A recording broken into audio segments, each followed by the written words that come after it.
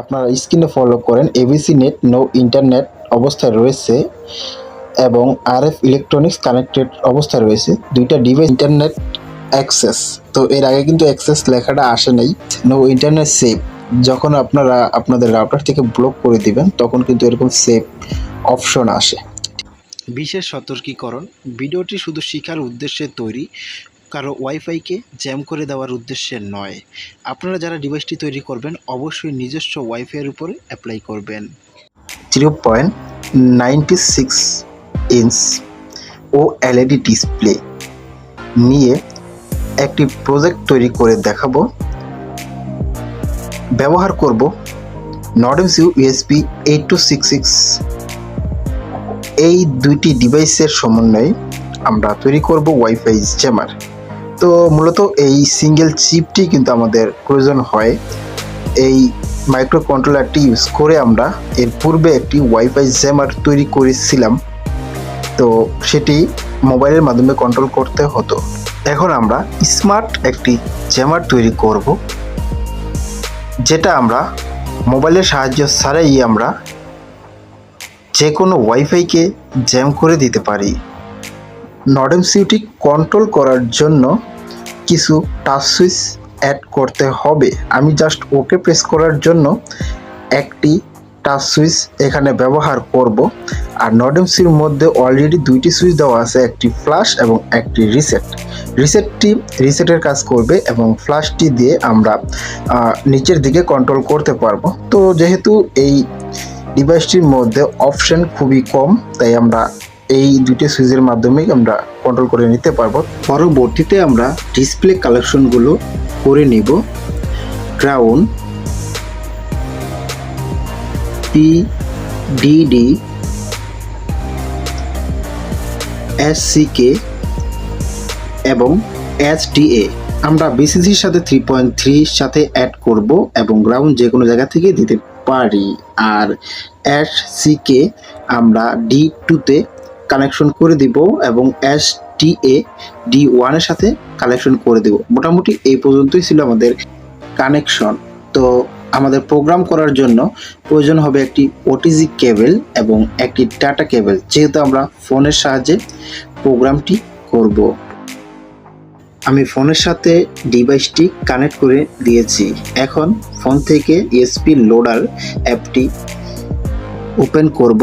Open করে আমি কাঙ্ক্ষিত ফাইলটি খুঁজে নেব, ফোল্ডার 8866 নিউ জ্যামার। তো এটার মধ্যে আমার ফোল্ডারটি রয়েছে, আমি ক্লিক করলাম, এখানে দুইটি ফাইল সেম। তো আমি এখান থেকে একটি নিয়ে নিলাম, ওকেতে প্রেস, প্রোগ্রামিং শুরু হয়ে যাবে। এরর, ফেল টু রাইট, এরকম সমস্যা আপনাদের আসতে পারে, তো পুনরায় আবার প্রোগ্রামিং করবেন। দেখুন এখন সুন্দরভাবে প্রোগ্রামিং হচ্ছে এবং নর্ডএমসিইউ বাতিটি কিন্তু ব্লিঙ্কিং করতেছে। তো অবশ্যই এরকম সমস্যা আসলে ওটিজি কেবলটা এবং ডাটা কেবলটা চেক করে নেবেন। প্রোগ্রামিং অলরেডি শেষ। তো এখন আমরা এই ডিভাইসটি কেমন কাজ করে তার পারফরমেন্স আপনাদের দেখাবো। স্ক্রিনে দেখতে পাচ্ছেন আমি দুইটি ফোন নিয়েছি এবং একটি ফোনে এবিসি নেট এবং অপরটিতে আরএফ ইলেকট্রনিক্স সিলেক্ট করা আছে। তো আমি নর্ডএমসিইউ যে ডিভাইসটি আছে এখানে সরাসরি আমরা সিলেক্টে চলে যাব, স্ক্রিন করার প্রয়োজন নাই। তো তারপর এপিএসে ক্লিক করব। দেখতে পাচ্ছেন এখানে দুইটা নেটওয়ার্ক কিন্তু চলে আসছে, আরএফ ইলেকট্রনিক্স এবং এবিসি নেট। আমি চাইলে এখানে দুইটা নেটওয়ার্ক বা আরও বেশি নেটওয়ার্ককে একসাথে জ্যাম করে দিতে পারবো। তো দেখেন আমি দুইটা নেটওয়ার্ককে সিলেক্ট করে দিয়েছি। এখন আর আমার এখানে কোনো কাজ নাই, আমি ব্যাক দিয়ে এখান থেকে বের হয়ে আসব। আরেকবার ব্যাক দেব। ব্যাক দেওয়ার পর দেখতে পাচ্ছেন 3 নম্বরে অ্যাটাক অপশন। তো আমরা অ্যাটাক অপশনে চলে যাব। অ্যাটাক অপশনে ক্লিক করার পরে দেখতে পাচ্ছি এখানে 3 ধরনের অ্যাটাক রয়েছে, তাইলে আমরা 3টি অ্যাটাকই সম্পূর্ণ করতে পারবো। তো এর আগে যে আমরা জ্যামারটি তৈরি করছি তাতে একটি অপশনে সিলেক্ট করতে পারতাম এবং একটি ডিভাইসকে জ্যাম করতে পারতাম। এই ডিভাইসটি দিয়ে আমরা একাধিক ওয়াইফাই এবং একাধিক অ্যাটাক সম্পূর্ণ করতে পারবো। আমি ডিওথার্ড এবং বিকন অ্যাটাকটি সিলেক্ট করে দিলাম। তার অ্যাটাক শুরু করার আগে আপনারা স্ক্রিনে ফলো করেন এবিসি নেট নো ইন্টারনেট অবস্থায় রয়েছে এবং RF ইলেকট্রনিক্স কানেক্টেড অবস্থায় রয়েছে। দুইটা ডিভাইসই আমার ফোনে কানেক্ট আছে, কিন্তু বর্তমানে আপনারা জানেন ওয়াইফাই কিছু সমস্যার কারণে ওয়াইফাই ইন্টারনেট অ্যাক্সেস অফ করা রয়েছে। ভিন্ন ফোনে ভিন্ন রকম সিগন্যাল দিয়ে থাকে। তো এখন আমি ফোনের স্টার্ট শুরু করলাম এবং দেখেন যে নো ইন্টারনেট অ্যাক্সেস। তো এর আগে কিন্তু অ্যাক্সেস লেখাটা আসে নাই। তো এখানে আমাদের ডিভাইসের সাথে যে জ্যাম হয়ে গেছে তার কারণে এখানে অ্যাক্সেস অ্যাড হয়েছে। এবং এই সাইডে যেই RF ইলেকট্রনিক্স, এটা দেখেন IP address no internet save.